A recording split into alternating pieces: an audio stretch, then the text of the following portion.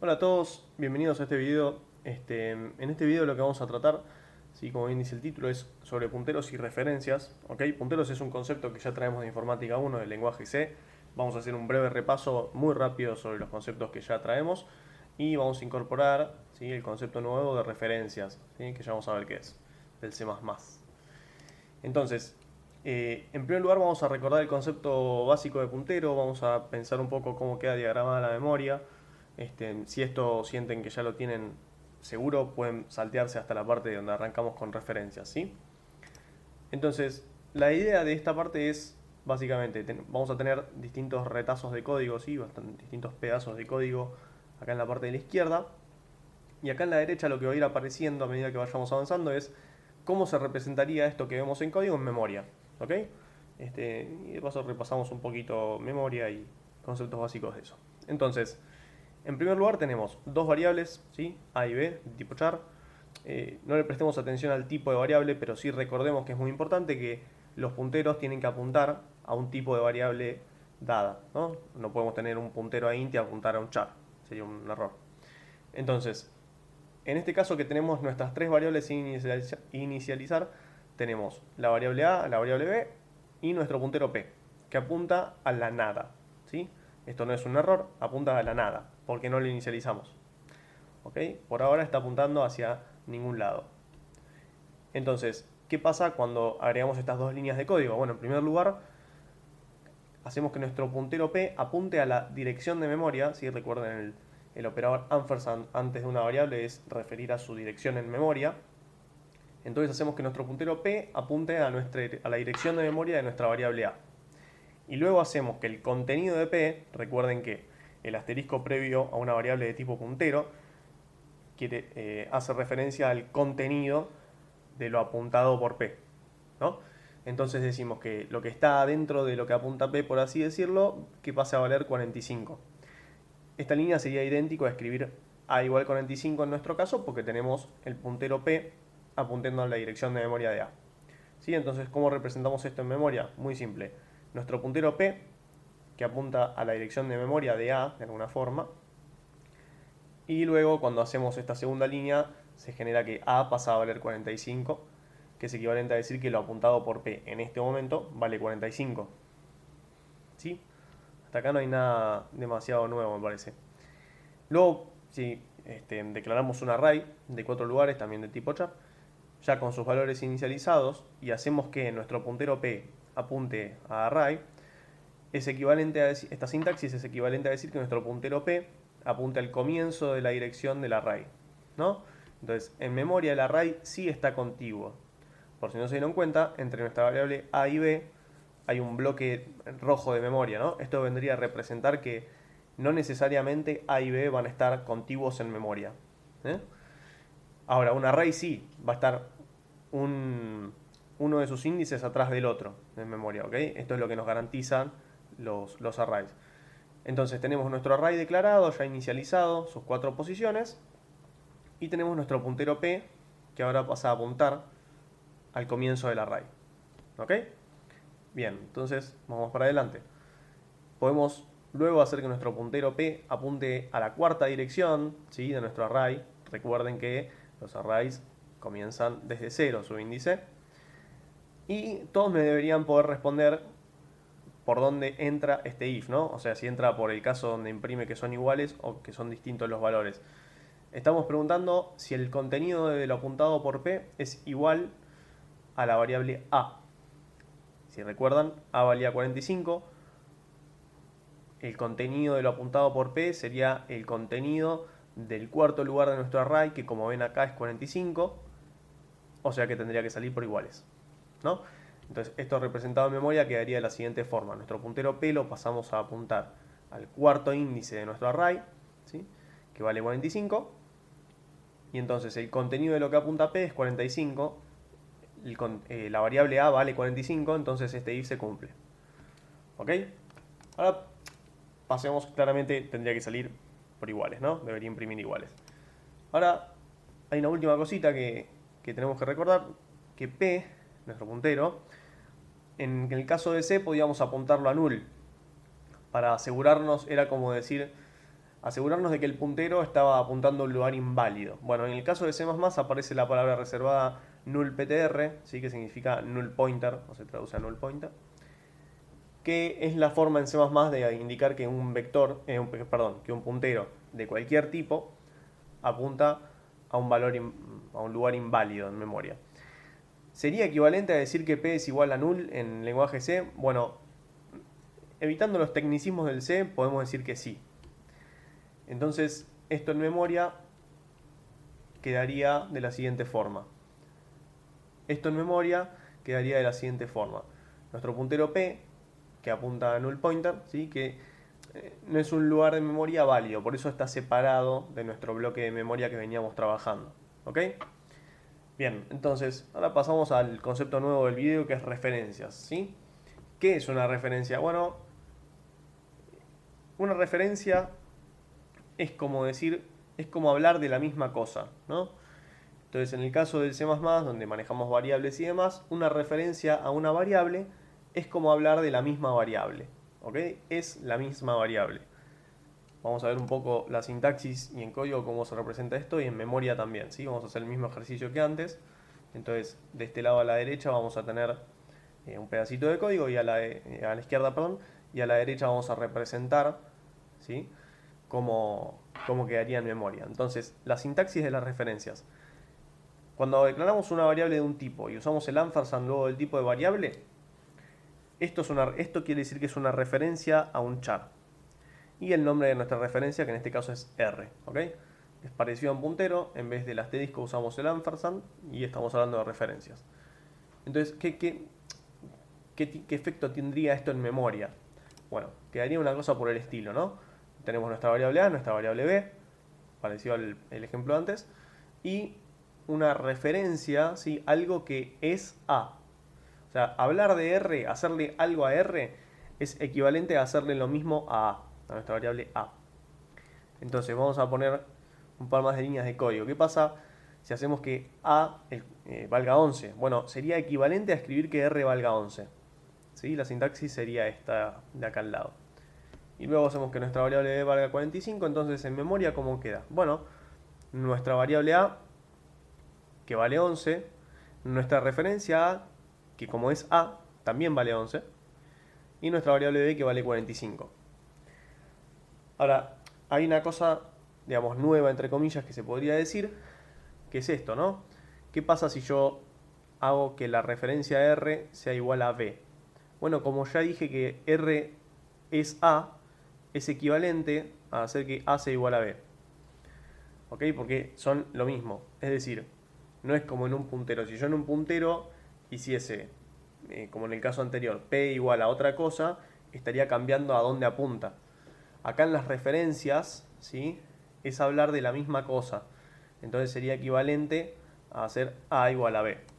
Entonces, en esta línea de código, antes de que salgamos del scope donde vive la referencia R, tendríamos esto, ¿no?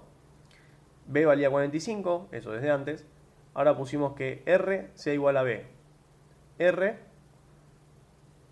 vale B, porque ahora vale 45. Pero como A es R y R es A, es equivalente, digamos, va para los dos lados, A también pasa a valer 45, porque en realidad A es R y R es A. ¿Ok? Ahora, ¿qué pasa cuando termina el scope? Bueno, uno podría decir, como la referencia no existe más, la variable, no sé, ¿pasa algo con la variable? Bueno, la respuesta es no. Simplemente deja de existir la referencia a esta variable, pero ella no cambia su contenido ni se entera en lo más mínimo del cambio. ¿Ok? Entonces, si yo vengo diciéndoles varias veces, ya repetidas veces en los slides anteriores, que una referencia, hablar de una referencia, es lo mismo que hablar de una variable. Entonces, sería muy interesante si pudiesen responderse esta pregunta solos, ¿no? ¿Cuál es la dirección de memoria, ¿sí? De una referencia? Si yo les digo que R es A, la dirección de memoria de R debería ser la dirección de memoria de A, ¿no? Es decir, en este snippet de código tenemos una variable A, una referencia R que refiere a A y planteamos este if. La pregunta es, ¿por qué camino entra y por qué camino no entra, ¿no? Entonces estamos preguntando la dirección de memoria de R si es igual a la dirección de memoria de A. Esto en punteros, digamos, sería imposible de preguntar, porque un puntero es una cosa y una variable es otra, digamos. El puntero tiene como su propio espacio en memoria. ¿Qué es lo que sucede acá? Bueno, claramente sale por misma dirección en memoria. Es decir, esto es un concepto muy importante de las referencias. Las referencias comparten el espacio en memoria de la variable a la que refieren. ¿Sí? Esa sería la oración para definir este comportamiento. ¿Por qué? Bueno, porque ya dijimos que la referencia es la variable.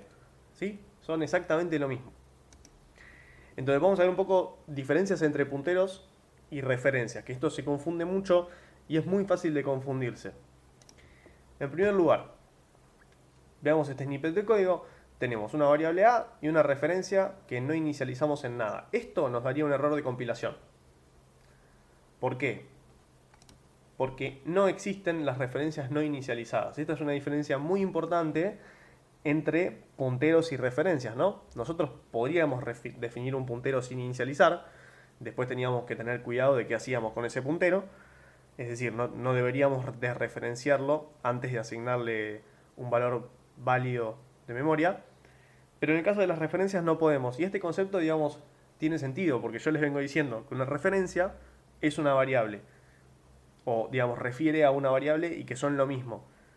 Yo no puedo definir una referencia a la no variable, por así decirlo, ¿no? Entonces, siempre vamos a necesitar una variable, del mismo tipo claramente, sobre la cual generar el alias, o la referencia, ¿sí?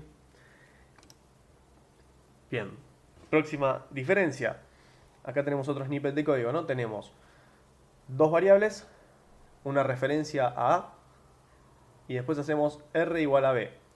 Esto, como ya vimos hace un par de slides, no quiere decir que ahora la referencia R es B, sino que sería equivalente a escribir A igual a B. Es decir, con esta línea de código sigue valiendo, esto es verdadero, digamos, ¿no? La dirección de memoria de R es distinto de la dirección de memoria de B, porque en realidad R es A y son variables distintas. Entonces, las referencias tienen una imposibilidad de redirección, ¿no? De alguna forma. Haciendo la analogía con punteros, si yo quería un puntero cambiar a dónde apuntaba, no teníamos problema. En referencias no se puede hacer eso. Esa es otra gran diferencia. Entonces, una vez que una referencia fue inicializada, se generó el alias sobre la variable deseada, solamente se puede operar sobre la variable. No puede cambiarse esa referencia a otra variable. En caso de necesitar referir a otra variable, directamente definimos otra referencia y chao. Bien. Tercer punto en diferencia. Acá tenemos nuestra variable, la referencia que apunta que refiere a la variable, perdón. Y esto sería equivalente a decir que la dirección de memoria de R es igual a la dirección de memoria de A, como ya vimos también. Es decir que las referencias no tienen una dirección en memoria propia, ¿sí? Esta es otra gran diferencia con los punteros, porque un puntero sí tiene su dirección en memoria, ¿ok? Las referencias no. Entonces, la dirección de memoria de la referencia es la misma que a la que refiere, vamos a decirlo así. Bueno, hasta ahora vimos referencias en código y demás, pero también pueden usarse referencias como parámetros de funciones o como retorno de funciones. Y vamos a ver distintos casos donde es válido o inválido. Entonces, primer caso, tenemos una función que recibe una referencia a char, ¿sí? Que lo único que se hace dentro de la función es poner esa referencia a 45. Entonces, tenemos una variable A, la inicializamos en 0. En esta línea, ¿qué es lo que imprimiría la línea? Bueno, a 0. ¿Okay? Luego llamamos a la función que definimos acá arriba y le pasamos A. Fíjense que el pasaje de la variable es como cuando inicializábamos una referencia, ¿no? Ampersand R igual a A. Bueno, en el caso de llamar a una función que necesita una referencia como argumento, directamente usamos la propia variable, ¿no? No hay ninguna sintaxis especial. ¿Y qué pasaría después de esta línea? Bueno, acá estamos pasando A, o sea que sería equivalente a acá adentro reemplazar A donde está la R, ¿no? Entonces A pasa a valer 45. Entonces, ¿qué pasa después de esta línea? Bueno, esta línea donde imprimimos el valor de A nuevo, imprimiría 45. Es decir, es parecido a como pasar un puntero a la función, ¿no? Pero ¿cuál es la diferencia entonces? O sea, ¿qué ganamos o qué diferencias tenemos entre pasar una referencia o un puntero? Bueno, en primer lugar, una referencia nunca puede ser nula. Imagínense que pasábamos un puntero a esta función, un puntero a char. Bueno, podríamos tener un problema. ¿Qué pasaba si yo llamaba a la función con null pointer? Y antes de esto tendríamos que haber escrito un if, corroborar que el puntero no sea null, y en caso de que no sea null, recién ahí operar sobre el puntero, ¿verdad? En el caso de las referencias, nos estamos ahorrando todo ese proceso de chequeo, porque una referencia nunca puede ser nula, ¿sí? Como ya dijimos antes. Otro detalle es que las referencias no pueden cambiar a quién refieren. En cambio, si acá pasásemos un puntero, por accidente, digamos, en la función podríamos cambiar a dónde está apuntando ese puntero. En este caso no podemos. No podemos hacer que R de golpe refiera a otra cosa. Vamos a ver un segundo caso. Pasando referencias constantes a funciones, ¿no? Funciones o métodos de clases, es lo mismo. Nosotros tendríamos en este caso un error de compilación. ¿Por qué? Porque una referencia constante no puede ser modificada. Nosotros podríamos operar con la referencia tranquilamente, podríamos pedir el valor de esa referencia y manipular ese valor en cuanto a hacer comparaciones, asignárselo a otra variable, el valor de esa referencia, pero no podríamos modificarlo. Es algo muy similar a lo que nos pasa con los punteros constantes como argumentos, ¿no? Si nosotros pasamos a una función un puntero marcado como const char pointer, tampoco podríamos hacer el contenido del puntero igual a cualquier cosa. Sería un error de compilación. ¿Ok?